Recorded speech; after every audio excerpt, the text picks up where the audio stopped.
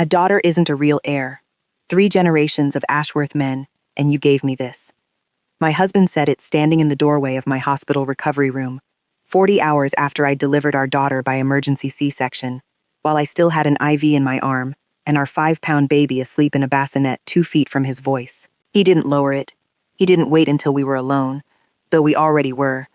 He said it plainly, like a man reading a disappointing quarterly report, and then he packed a bag from our apartment that same afternoon and moved into his parents' guest house. I didn't cry in front of him. I want to be clear about that, but here's what my husband didn't know standing in that doorway and what his family wouldn't understand for 3 more years. The exact thing he'd just called a failure was about to become the reason his own father stayed alive. This is silent revenge, where the quietest person in the room is usually the one who already knows how this ends. If you've ever been blamed for something you never controlled, stay with me tonight. Drop a comment and subscribe. I'm Dr. Naomi Delacroix. I'm 36 years old, and I'm a pediatric cardiothoracic surgeon, though on the day my husband walked out of that recovery room, I was still a 4th-year fellow, 4 months from finishing the most demanding stretch of training in American medicine, exhausted in a way that went bone deep, and holding a newborn daughter who had just been diagnosed, less than a day into her life, with a congenital heart defect called Ebstein's anomaly, a malformation of the tricuspid valve that would require careful monitoring and, eventually, surgical intervention. I met Julian Ashworth in my 2nd year of medical school. At a hospital gala, his family's private equity firm had helped underwrite. The Ashworths were old Philadelphia money, 3 generations of a firm called Ashworth Capital Partners that Julian's grandfather had founded, and that Julian's father, Reginald, now ran with the same rigid, dynastic seriousness his own father had brought to it before him. Julian was warm and funny in ways that surprised me, given the family he came from, and for the first several years of our relationship, I genuinely believed he'd built himself separately from his father's expectations, that the Ashworth obsession with legacy and lineage was something Julian had quietly outgrown. I was wrong about that, and I didn't fully understand how wrong until the ultrasound at 20 weeks confirmed we were having a girl. I want to describe what changed after that ultrasound, because the shift was gradual enough that I spent months talking myself out of noticing it. Reginald, who had been cautiously warm toward me for the 4 years Julian and I dated and the 2 years we'd been married, grew distant almost immediately, no longer asking about my fellowship, no longer including me in the small family dinners he'd once seemed to genuinely enjoy. Constance, Julian's mother, began making comments that landed with increasing precision. "Well, girls are wonderful too, of course," delivered in a tone that made clear exactly how much of an afterthought that too was doing. And Julian himself, who I'd once believed had escaped his family's rigid preoccupation with a male heir to carry the Ashworth name into a 4th generation at the firm, grew quieter at every family dinner, absorbing his father's disappointment rather than pushing back against it, the same way I would later watch him absorb it fully into blame the moment our daughter was born.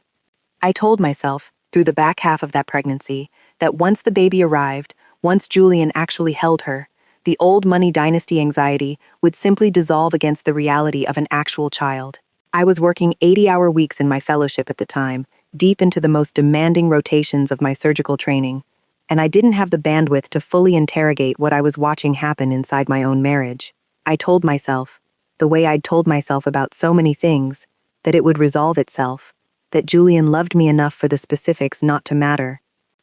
Our daughter Elodie was born 6 weeks early, by emergency C-section, after a routine monitoring appointment revealed irregular heart rhythms that turned out to be the first visible sign of Ebstein's anomaly, a defect where the tricuspid valve sits lower in the heart than it should, allowing blood to leak backward with each beat. It's a rare condition, occurring in roughly 1 in 200,000 births, and it can range from mild, requiring only monitoring, to severe, requiring surgical repair in infancy. Elodie's case was moderate, serious enough to require careful, ongoing management by a pediatric cardiology team, though not, the specialist told us in that first exhausting week, immediately life-threatening. I remember the exact moment the cardiologist explained the diagnosis to us, standing at the foot of my hospital bed, Julian beside me, and I remember watching something in Julian's face close over entirely, the way a door closes when someone decides, in advance, not to hear anything more past a certain point.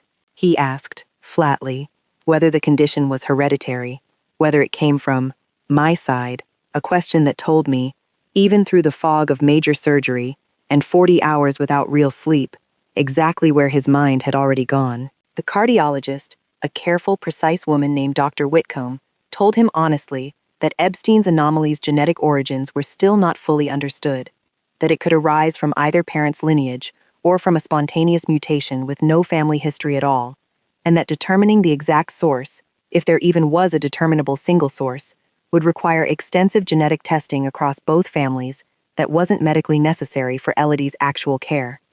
Julian didn't wait for genetic testing. He came to my recovery room 40 hours later, while I was still recovering from major abdominal surgery, our daughter asleep in her bassinet with wires monitoring her small, irregular heartbeat, and he told me, standing in the doorway, that a daughter wasn't a real heir, that 3 generations of Ashworth men had built something that could never pass to a girl regardless of her health, and that whatever had happened with her heart, he'd already decided, in his own mind, exactly whose fault it was. I didn't cry in front of him. I asked him, as evenly as I could manage through the exhaustion and the pain medication, whether he understood that Epstein's anomaly had no confirmed connection to either of our family's medical histories, that blaming anyone for a spontaneous congenital defect was both medically illiterate and, frankly, beneath the man I'd married. He didn't have an answer for that. He packed a bag from our apartment that same afternoon and moved into his parents' guest house, and within 3 months, the divorce was finalized, uncontested, Julian's family's attorneys moving with the same efficient, dynastic seriousness they brought to everything else, structuring a settlement that left me with primary custody of Elodie and remarkably little else, since Julian's family had insisted, throughout the proceedings, on treating our marriage's dissolution as a business matter rather than the collapse of an actual family. I want to be honest about the 3 years that followed, because they were the hardest of my life, in ways that had nothing to do with Julian directly, and everything to do with the sheer physical and emotional weight of finishing a surgical fellowship as a single mother to a medically complex infant. I finished my training exhausted in a way I still don't fully have words for, taking Elodie to cardiology appointments between overnight call shifts, learning her specific rhythm irregularities well enough to recognize, faster than most parents ever have to, the difference between a normal fussy cry and the particular quality of distress that meant something needed immediate attention. Here's what I did with that exhaustion, though, because I think it matters more than the exhaustion itself. I didn't just manage Elodie's condition. I became obsessed, in the specific, focused way surgeons get obsessed, with understanding Epstein's anomaly at a level far beyond what any parent needed to know for basic caregiving. I spent my limited research time during fellowship studying surgical repair techniques for the condition, published 2 papers on outcomes for a specific valve reconstruction approach, still considered experimental at the time. And by the time I finished my fellowship and joined the surgical staff at Chester Valley Children's Hospital as an attending, I had become, without ever intending it as any kind of statement to Julian's family, one of perhaps a dozen surgeons in the country with genuine subspecialty expertise in Epstein's anomaly repair across the full range of severity, from infant cases to the rarer adult presentations that sometimes go undiagnosed for decades. I hadn't spoken to Julian in nearly 2 years. Communication between us reduced entirely to custody logistics handled through a co-parenting app, and I hadn't spoken to Reginald or Constance at all since the divorce finalized, aside from the occasional stiff, obligatory holiday card addressed to Elodie that felt more like a legal formality than any genuine gesture of connection. I found out about Reginald's collapse the same way most emergency department physicians find out about anything, through a page, at 11 at night, calling me in for an emergency consult on a 63-year-old male patient presenting with acute heart failure symptoms and an echocardiogram showing a valve abnormality the emergency cardiology team couldn't immediately classify, requesting a specialist consult from cardiothoracic surgery, given the unusual anatomy involved.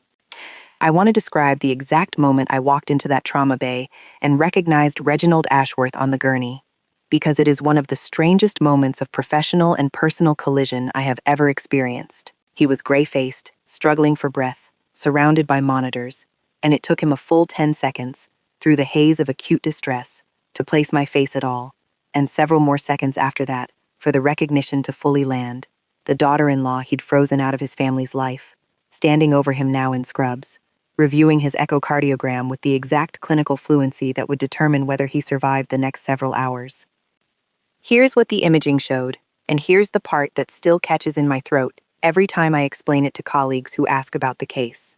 Reginald's echocardiogram revealed a previously undiagnosed, adult-presenting case of Epstein's anomaly, a milder variant than Elodie's that had gone completely unnoticed for 63 years, likely compensated for by decades of otherwise good health, until age and a separate, unrelated cardiac event had finally pushed his heart past the point his malformed valve could continue to manage. The exact condition Julian had stood in a hospital doorway 3 years earlier and blamed on my side, had it turned out, very likely originated in his own father's genetic line all along, dormant and undiagnosed for 63 years, until it announced itself, in the cruelest possible timing, in the one hospital in the region, equipped with a surgeon who had spent 3 years becoming one of the foremost specialists in the exact repair he now desperately needed. I called the on-call cardiothoracic attending, a colleague named Dr. Foster Rinaldi who specialized in adult cases, to review the imaging alongside me, and I want to be completely transparent that I did not simply insert myself into my former father-in-law's care out of any dramatic impulse. Dr. Rinaldi, reviewing the specific valve reconstruction the case required, told me plainly that my published outcomes on exactly this repair technique were significantly better than anything else available at our hospital, or, frankly, at most hospitals in the region, and that from a pure standard of care standpoint, I was the appropriate surgeon for the case, regardless of any family history between us. I disclosed the conflict fully to the hospital's ethics consultation service before agreeing to proceed, laid out the entire personal history in writing, and only accepted the case after the ethics board confirmed there was no requirement for me to recuse, and that doing so, given the specialized nature of the repair and the time-sensitive nature of Reginald's condition, could reasonably be argued to work against the patient's best interest. I performed the surgery the following morning, a 5-hour valve reconstruction, using the technique I had spent 3 years refining, specifically because of my own daughter's diagnosis, on the heart of the man who had frozen me out of his family the moment that same diagnosis had entered our lives. I want to be honest that I felt no triumph standing over that operating table. I felt only the same focused, methodical clarity I bring to every surgery, the specific quiet that surgeons learn to find, regardless of who happens to be on the table in front of them. Reginald woke from recovery 2 days later, and Constance was the one who told me, when I came by for the standard post-operative check, what he'd said the moment he understood fully who had operated on him. He'd asked her, apparently, to confirm it wasn't some coincidence of scheduling, that it was genuinely Naomi, Julian's ex-wife, who had performed the repair, and when Constance confirmed it, Reginald had gone silent for a long time before saying, quietly, the same condition, the one he blamed her for. It came from me the whole time, didn't it?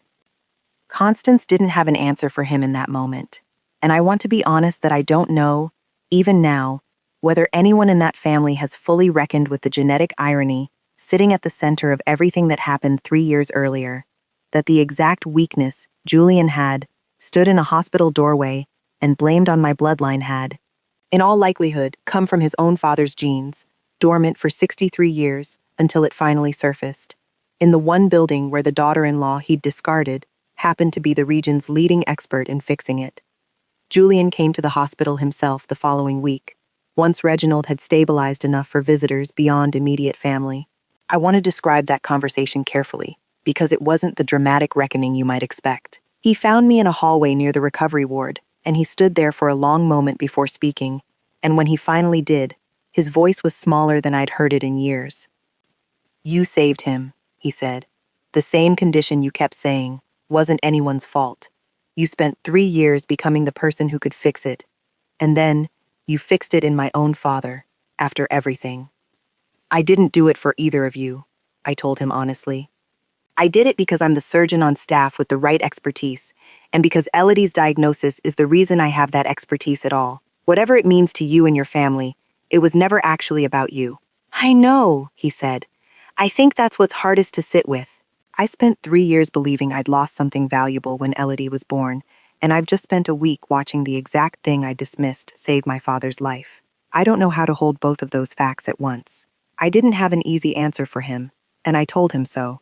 What I did tell him, standing in that hallway, was that Elodie was 7 years old now, healthy, thriving, entirely unaware of the doorway conversation that had shaped the first 3 years of her life, and that if he ever wanted to actually know his own daughter, rather than the disappointment he'd decided she represented before she was even a day old, That door remained open, on her terms and mine, whenever he was ready to walk through it, as something other than a man measuring her worth by a chromosome he'd never controlled in the first place.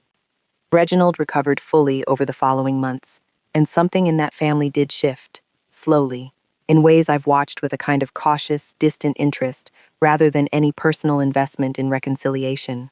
Constance began sending Elodie actual letters now, not obligatory holiday cards, asking real questions about her interests, her school, the swim team she'd joined the year before. Reginald requested, through his own cardiologist rather than through Julian, to meet Elodie properly for the first time. An encounter I supervised carefully, and that went, by all accounts, better than I expected. An old man visibly working to reconcile the healthy, curious 7-year-old in front of him with the disappointment he'd once decided she represented sight unseen. Julian's relationship with Elodie remains a slower, more complicated project, one I don't fully know the outcome of yet, because some doors, once closed the way his was in that recovery room, take considerably longer than a single hallway conversation to fully reopen, if they ever do at all. I think about that recovery room often, the exact words Julian used, standing in the doorway with our daughter asleep 2 feet away. What strikes me most, looking back, is that I never once set out to prove him wrong. I didn't build my career around Epstein's anomaly to make some eventual point to the Ashworth family.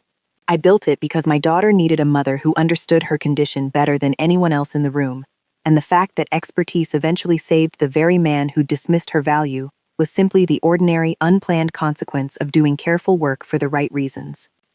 If you've ever been blamed for something you never controlled, by someone who decided your worth before they'd bothered to actually understand you, I hope you remember this. You don't have to build your life around proving them wrong.